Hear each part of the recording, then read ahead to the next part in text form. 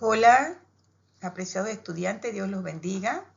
Bienvenido a este último módulo con el tema Diseño de instrumentos de evaluación para la intervención socioeducativa. En este módulo vamos a continuar con ciertos conceptos del módulo 3. En el módulo 3 aprendimos a construir instrumentos de evaluación, ¿cierto? Ahora la pregunta es, ¿cómo sabemos si ese instrumento que construimos realmente sirve? Nuevamente continuamos con la ilustración de un médico. El médico utiliza un termómetro, ¿cierto, verdad? Antes de usarlo con los pacientes, él necesita garantizar dos cosas. Que siempre marque lo mismo en condiciones iguales y que realmente esté midiendo temperatura y no otra cosa. En la evaluación socioeducativa, esto pasa exactamente lo mismo. Esa garantía tiene nombre, es calidad métrica. En este módulo de diseño de instrumentos de evaluación, debemos ver que este instrumento sea de buena calidad. ¿Cómo se estandarizan los resultados para que sean comparables y cómo se interpretan esos resultados de manera ética y útil para la intervención? Vamos a ver primero la fiabilidad. Segundo, la validez. Estos dos son pilares de esa calidad. Fiabilidad. Fiabilidad es la consistencia del instrumento. Es el primer pilar. Un instrumento es fiable cuando produce resultados consistentes en condiciones similares. Demos un ejemplo. Si aplicamos hoy una escala de autoestima a un grupo de estudiantes y la vuelvo a aplicar 2 semanas después, sin haber hecho ninguna intervención entre medio, los resultados deberían ser muy parecidos. Si son completamente distintos, el instrumento no es fiable y entonces no puedo confiar en lo que mido. En este módulo se nos presentan varios tipos de fiabilidad. Los más importantes son la consistencia interna, que todos los ítems del instrumento apunten en la misma dirección. La fiabilidad, test, retest, estabilidad en el tiempo. Y la concordancia entre evaluadores, que son dos profesionales distintos, ellos llegan a una conclusión similar al aplicar el mismo instrumento. Para medirla entonces se usa una herramienta llamada coeficiente alfa de Crobach, que da un valor entre 0 y 1. Ejemplo, un valor de 0.80 o más indica que el instrumento es suficientemente consistente para tomar decisiones sobre personas. Un dato importante que debemos destacar del módulo es la fiabilidad, que es una condición necesaria pero no es suficiente. Un instrumento puede ser muy consistente y al mismo tiempo estar midiendo la cosa equivocada. Ahí entra el segundo pilar. Lo recuerdan, ¿verdad? Validez. La validez que mida lo que se dice medir. Esta validez responde a la pregunta: ¿este instrumento realmente mide lo que yo creo que está midiendo? El módulo nos introduce el marco de Samuel Messit, quien transformó la manera de entender la validez, que ya no es una propiedad del instrumento en sí mismo, sino una propiedad de la interpretación que hacemos en su resultado. Esto es un cambio importante porque significa que validar un instrumento no es algo que se hace una sola vez y listo, sino un proceso continuo de acumulación de evidencias.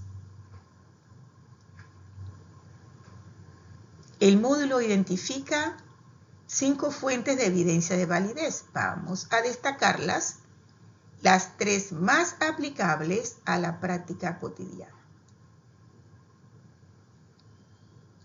1. Es la validez del contenido. Es la que analiza si las preguntas del instrumento cubren bien todas las partes del constructo. Recuerda lo que es el constructo.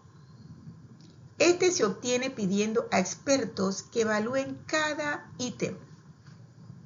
Por ejemplo, si creo yo una escala de competencias socioemocionales para adolescentes, necesito que psicólogos, educadores, trabajadores sociales confirmen que mis preguntas realmente representan una competencia. La segunda clave es la validez de criterio. Es donde nos preguntamos si los resultados del instrumento coinciden con lo que ya sabemos de las personas. Si mi escala de riesgo de exclusión social identifica como en riesgo a personas que ya tienen un diagnóstico confirmado, eso es evidencia a favor de la validez. La tercera clave de la validez se basa en consecuencias. Esta es especialmente relevante en contextos de vulnerabilidad. ¿Qué efecto tiene sobre la persona el uso de este instrumento? ¿Puede generar estigmas? ¿Es equitativo para distintos grupos culturales? Esto nos hace pensar, ¿verdad? Entonces, esta dimensión ética de la validez nos recuerda que evaluar no es un acto neutro. Hablaremos ahora sobre la estandarización e interpretación de puntuaciones. ¿Por qué necesitamos estandarizar? Un número aislado no dice nada en esto. Si un estudiante obtiene 45 puntos en una prueba de lectura, ¿eso es bueno o es negativo? ¿Es positivo o es negativo? Imposible saberlo sin un punto de referencia. La estandarización crea ese punto de referencia. Estandarizar un instrumento implica dos cosas. Primero, establecer condiciones, uniformes de aplicación. Las mismas instrucciones, el mismo tiempo, el mismo ambiente, el mismo entrenamiento del evaluador, para que los resultados sean comparables entre personas. Segundo, construir normas a partir de una muestra representativa grande que permitan ubicar la puntuación de cada persona dentro de una distribución conocida. Esto es como calibrar una balanza. No basta con que funcione, hay que asegurarse de que funciona igual en todos los contextos y que su escala tenga un significado compartido. Veremos ahora los tipos de interpretación. Son entre ellas normativa versus criteria. Una vez que tenemos los resultados estandarizados, hay dos formas principales de interpretarlos. Y esta distinción parece muy práctica para el trabajo profesional. Uno es la interpretación normativa, que compara a la persona con un grupo de referencia. Se expresa en percentiles o puntuaciones T. Por ejemplo, decir que un niño está en el percentil 30 en comprensión lectora significa que leyó mejor que el 30% de los niños de su edad. Es muy útil para diagnóstico y para detectar quién necesita apoyo. La interpretación criterial no se compara con otros, o sea, no debe compararse con otras, sino con un estándar definido previamente. Lo que importa es si la persona alcanzó o no un nivel mínimo esperado. Tenemos un ejemplo. Este estudiante domina los objetivos básicos de matemática de tercer grado, independientemente de cómo se comparan sus compañeros. Entonces es ideal para evaluar si una intervención cumplió sus objetivos. En la práctica profesional veo que ambas se complementan. Uso la normativa para identificar quién necesita apoyo y la criterial para evaluar si el programa de apoyo funcionó o no. Ahora veremos la ética de la interpretación. En este contenido dedico un espacio importante a la ética y creo que es el punto más relevante en todo este contenido. Cuando trabajamos con personas en situación de vulnerabilidad, una mala interpretación de los resultados puede tener consecuencias muy serias. Etiquetar injustamente a alguien, negarle recursos que necesita o no detectar un problema a tiempo. Por eso este contenido establece principios claros, siempre informar los resultados con un intervalo de confianza, nunca como una verdad absoluta. Usar un lenguaje accesible que la persona pueda entender y orientar siempre la comunicación hacia la acción, no hacia la etiqueta diagnóstica.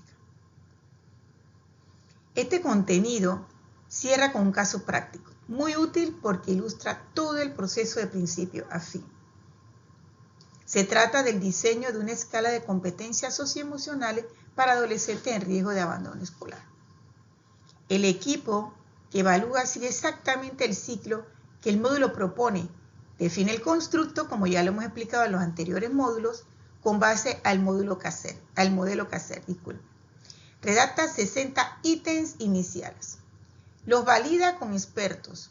Hace un pilotaje, analiza los datos estadísticamente y finalmente estandariza la escala con una muestra de más de 800 adolescentes.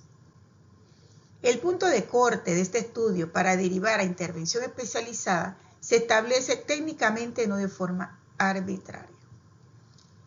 Lo que más podemos rescatar de este caso es que muestra que construir un buen instrumento es un trabajo en equipo, sistemático y que respeta a las personas que van a ser evaluadas o estudiadas. Como reflexión final podemos entonces afirmar que medir bien es una responsabilidad ética, no solo técnica. Cuando trabajamos con personas, especialmente con quienes están en situación de vulnerabilidad, cada evaluación que hacemos tiene consecuencias reales en sus vidas. Un instrumento que no es fiable no da información errónea. Uno que no es válido nos hace creer que estamos midiendo algo que en realidad no estamos midiendo. Y una interpretación irresponsable de los resultados puede provocar daño donde pretendimos ayudar. El módulo nos enseña que la calidad métrica no es un tecnicismo académico reservado para estadísticos. Es la garantía de que vamos tomando decisiones informadas sobre las personas reales. Y en eso cualquier contexto de intervención socioeducativa es lo mínimo que le debemos a quienes atendemos y nos despedimos. Gracias por su atención en esta materia.